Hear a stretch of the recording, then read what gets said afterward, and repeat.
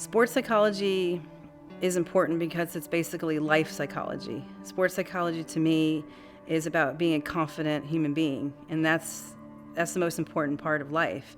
And if an athlete doesn't have confidence, or they can't cope with mistakes, or they can't, compete under pressure well, and they're not focused, then they're never going to be the best at what they do. So sports psychology is, in my opinion, life psychology, and we all know the mental game is so important, but athletes aren't really training the mental game.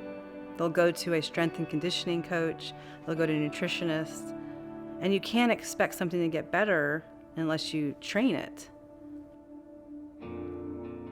So I grew up in the South Florida area, and I played a variety of sports at a very high level. I was a member of a volleyball state championship team and a basketball state championship team. I played club soccer, club volleyball, and I earned a scholarship to the University of North Florida.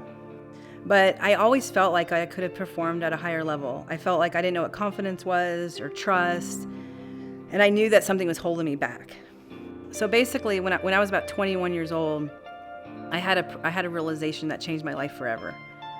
I was getting very frustrated with my performance. I knew I was good, but I just knew that, what was it? What was stopping me? And I had this realization that I'm not perfect. Like, I was so afraid. Like, consciously, I would tell myself, Julie, move on from the error, you're fine. But unconsciously, I was holding on to it. I think that I felt ashamed or embarrassed if I made a mistake. And I realized, you know what? I don't care how hard I train, how great my technique was. I was going to make mistakes. I was going to make errors. So I changed my perception of a mistake. And then from then on, I played a lot more relaxed and in the zone.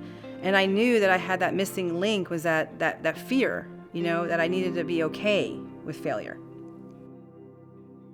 In college, I did not know what I wanted to do. And I thought about being a coach or a teacher, and it just didn't resonate with me. And I wanted something more. I wanted something more meaningful and more powerful. And because I have a passion for athletics and sports, and I have a passion for helping people, I thought, wow, this would be an amazing combination. What are the difficulties or stresses that you face as a student athlete? Having football, it cuts so far back into your day. Like, my school lets out at 4, but I don't get home a lot of time till 8 or 9 because I have practice for a certain amount of time. If I have a bunch of tests that week, I can't think about it. I just have to know as soon as I get home, I have to study or do whatever I have to do. But I knew that in order to help athletes, that I needed to, in my opinion, be a regular psychologist to understand people, because athletes are people.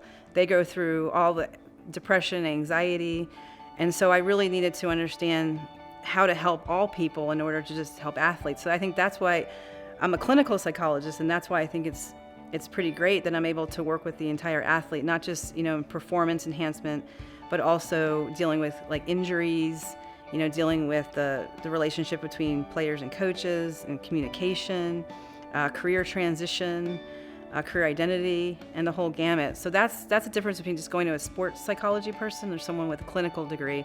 And I feel like that I can do all of that. And I feel like all my injuries that I had, my life experience, all kind of fit with working with athletes.